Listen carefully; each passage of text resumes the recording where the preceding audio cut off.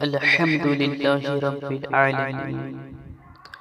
والصلاة والسلام على رسوله الكريم أما بعد فأعوذ بالله من الشيطان الرجيم بسم الله الرحمن الرحيم والضحى والليل إذا سجى صدق الله العظيم وصدق رسوله النبي الأمين المكين الكريم ونحن على ذلك من الشاهدين والشاكرين والحمد لله رب العالمین۔ اسٹیج پر رونق افروز علماء کرام و مشائخ اعظام،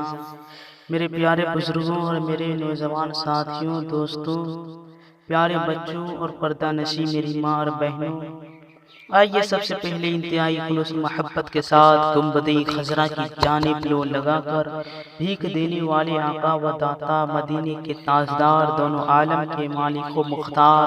ہم غریبوں کے غم گسار، سید ابرار و اخیار، آقا نامدار، شہنشاہ ذی وقار، رحمت للعالمین طٰہٰ و یاسین، علی سے بے قصاں، چارہ ساز درد منداں، کونین میں سب سے انوکھے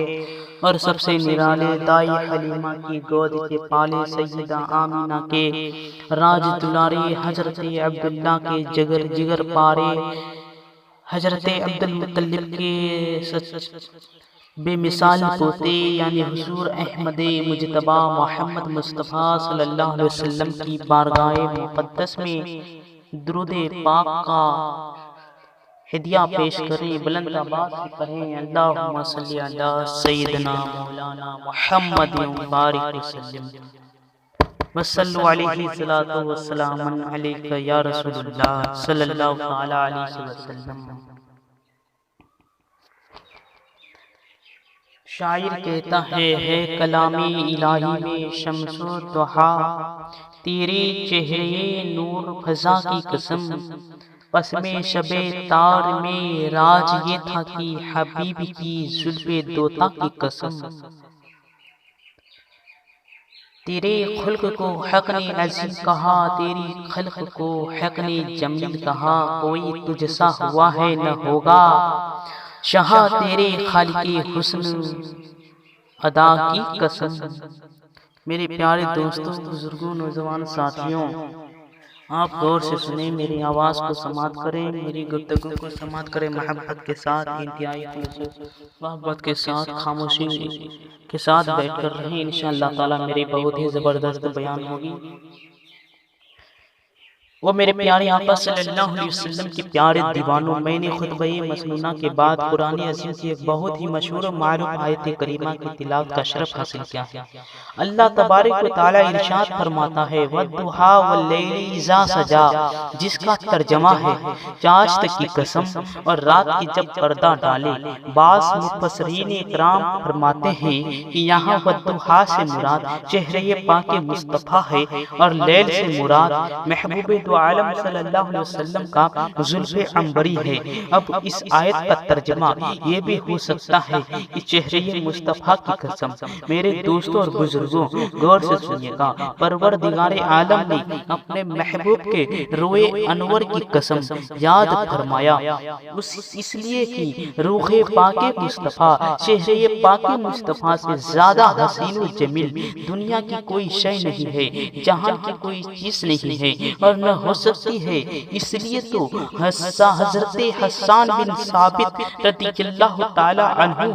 نے حضور صلی اللہ علیہ وسلم کی حسن و جمال سراپا با کمال کو دیکھ کر عرض کرتے ہیں وَأَحْسَنُ مِنْكَ لَمْ تَرَ قَطُّ عَيْنِي وَأَجْمَلُ مِنْكَ لَمْ تَلِدِ النِّسَاءُ۔ یا رسول اللہ صلی اللہ علیہ وسلم، میری آنکھ نے آپ جیسا کبھی پیکر حسن و جمال دیکھا ہی نہیں، بلکہ کسی ماں نے آپ جیسا حسین و جمیل پیدا ہی نہیں کیا۔ اور آگے ارشاد فرماتے ہیں حسان بن ثابت رضی اللہ تعالی عنہ خلقت مبرأ من کل عیب کأنک قد خلقت کما تشاء۔ یا رسول اللہ صلی اللہ علیہ وسلم، آپ تمام عیوب و نقائص سے پاک پیدا فرمائے گئے، گویا کہ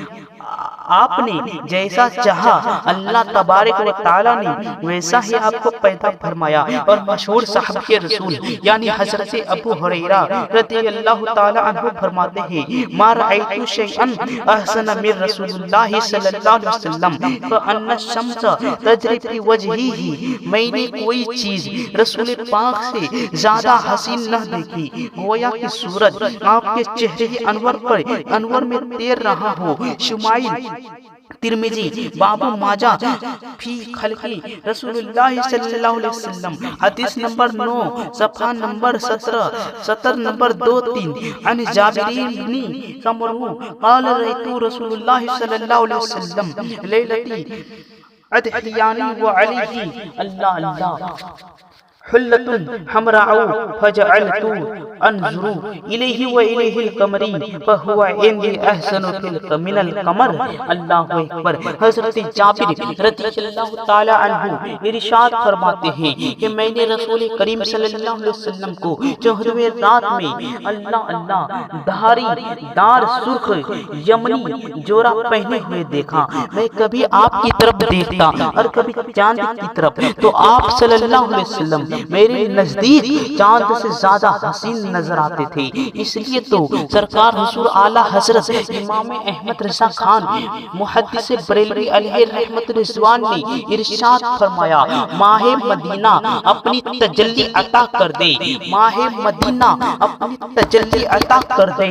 یہ ڈھلتی چاندنی تو پہر دوپہر کی ہے، یہ ڈھلتی چاندنی تو پہر دوپہر کی ہے۔ وہ میرے پیارے آقا صلی اللہ علیہ وسلم کے پیارے دیوانوں مصطفیٰ کی پیکر، مصطفیٰ پیکر حسن و جمال آئے ہیں۔ اللہ اکبر۔ حضرت مولانا روم رحمۃ اللہ تعالی علیہ مثنوی شریف میں فرماتے ہیں کہ دید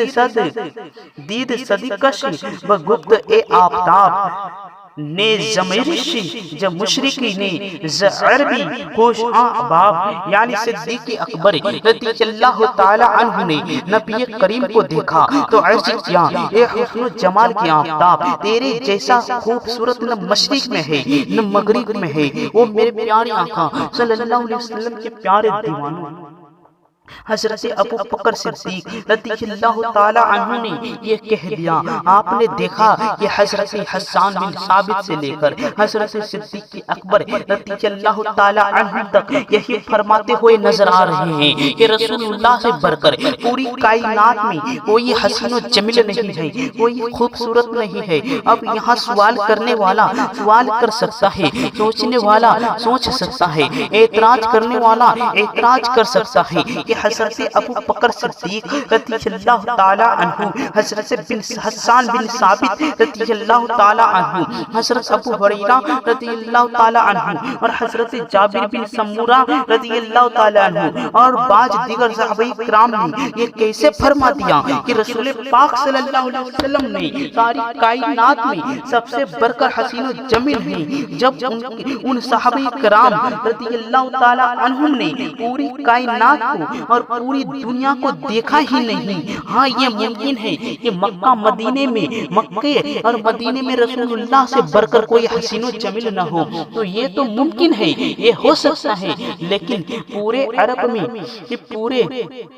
عرب میں سرور عالم صلی اللہ علیہ وسلم سب سے زیادہ خوبصورت ہو، مگر وہ یہ کیسے کہہ سکتے ہیں کہ ساری کائنات میں ان سے بڑھ کر کوئی حسین و جمیل نہیں ہے، کوئی بیوٹیفل نہیں ہے، جبکہ انہوں نے پوری دنیا کو دیکھا ہی نہیں۔ ہاں یہ ہو سکتا ہے کہ یہ لوگ جہاں جہاں گئے ہوں اور جہاں جہاں کے لوگوں کو تو دیکھے ہوں، وہاں میرے نبی جیسا کوئی حسین و جمیل نظر نہیں آیا نہ ہو، مگر جہاں یہ لوگ نہ جا سکے وہاں کے تعلق سے یہ کیسے کہہ سکتے ہیں کہ میرے نبی سے بڑھ کر کوئی حسین و جمیل نہیں۔ مثلا ہندوستان میں کوئی ایسا شخص ہو جو حضور سے زیادہ خوبصورت ہو، مثال کے طور پر پاکستان میں کوئی ایسا آدمی ہو جو حضور صلی اللہ علیہ وسلم سے زیادہ خوبصورت ہو، بنگلہ دیش میں کوئی ایسا شخص ہو جو حضور سے زیادہ خوبصورت ہو، سری لنکا میں کوئی ایسا شخص ہو جو حضور سے زیادہ خوبصورت ہو، روس میں کوئی کوئی ایسا آدمی ہو جو حضور سے زیادہ خوبصورت ہو، نیپال میں کوئی ایسا شخص ہو جو حضور سے زیادہ خوبصورت ہو، امریکہ کی سرزمین میں کوئی ایسا شخص ہو جو حضور علیہ السلام سے زیادہ خوبصورت ہو، انڈونیشیا میں کوئی ایسا آدمی موجود ہو جو حضور صلی اللہ علیہ وسلم سے زیادہ خوبصورت ہو، ملیشیا میں کوئی ایسا شخص ہو جو حضور علیہ السلام سے زیادہ خوبصورت ہو، تو صدیق اکبر کے فیصلے کو کیسے مانا جائے کہ حضور صلی اللہ علیہ وسلم سب سے زیادہ خوبصورت ہیں؟ حضرت حسان بن ثابت کے فیصلے کو کیسے مانا جائے کہ حضور سب سے زیادہ خوبصورت ہیں؟ حضرت ابو ہریرہ کے فیصلے کو کیسے تسلیم کیا جائے کہ حضور سب سے زیادہ خوبصورت ہیں؟ جابر بن سمورہ کے فیصلے کو کیسے مانا جائے کہ حضور سب سے زیادہ حسین و جمیل ہیں؟ یا دیگر صحابہ کرام کے فیصلے کو کیسے تسلیم کیا جائے کہ حضور علیہ السلام سب سے زیادہ خوبصورت ہیں؟ اللہ اللہ۔ دوسری بات یہ کہ صدیق اکبر نے حضور صلی اللہ علیہ وسلم سے پہلے کے لوگوں کو دیکھا نہیں، جو حضور کے بعد میں ہوئے ان کو بھی دیکھا نہیں۔ حسان بن ثابت نے حضور سے پہلے کے لوگوں کو دیکھا نہیں اور حضور کے بعد کے لوگوں کو بھی نہیں دیکھا۔ حضرت ابو ہریرہ نے حضور سے پہلے کے لوگوں کو دیکھا نہیں اور حضور کے بعد کے لوگوں کو بھی دیکھا نہیں۔ حضرت جابر بن سمورہ اور دیگر صحابہ کرام نے اول و آخرین کو دیکھا نہیں، تو کیسے ان نفوس قدسیہ کا فیصلہ مان لیا جائے کہ حضور سب سے زیادہ خوبصورت ہیں، حضور سب سے زیادہ بیوٹیفل ہیں؟ تو آئیے میں اس سوال کا جواب دے دوں اور آپ کے اعتراض کو دور کر دوں، تاکہ آپ کے ذہن و فکر پر پڑا ہوا گرد و غبار صاف ہو جائے۔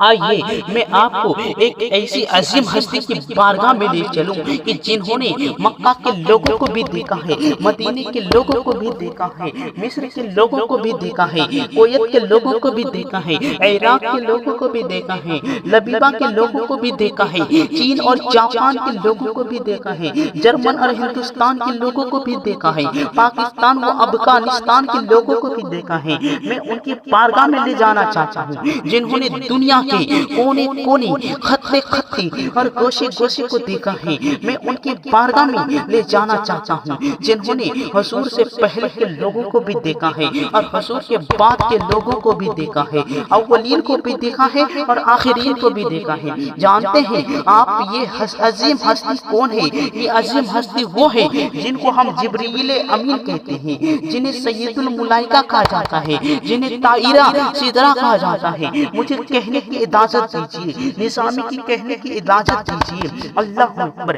حضرت جبریل کی وہ ذات ہے، وہ عظیم ہستی ہے جنہوں نے حضرت آدم کو بھی دیکھا ہے، جنہوں نے حضرت نوح کو بھی دیکھا ہے، جنہوں نے حضرت ابراہیم کو بھی دیکھا ہے، جنہوں نے حضرت اسماعیل کو بھی دیکھا ہے، جنہوں نے حضرت اسحاق کو بھی دیکھا ہے، جنہوں نے حضرت یعقوب کو بھی دیکھا ہے، جنہوں نے حضرت یوسف کو بھی دیکھا ہے، حضرت زکریا کو بھی دیکھا ہے، جنہوں نے حضرت یحییٰ کو بھی دیکھا ہے، حضرت موسیٰ کو بھی دیکھا ہے، جنہوں نے حضرت عیسیٰ کو بھی دیکھا ہے۔ لیکن خود حضرت جبرائیل امین فرماتے ہیں قلبت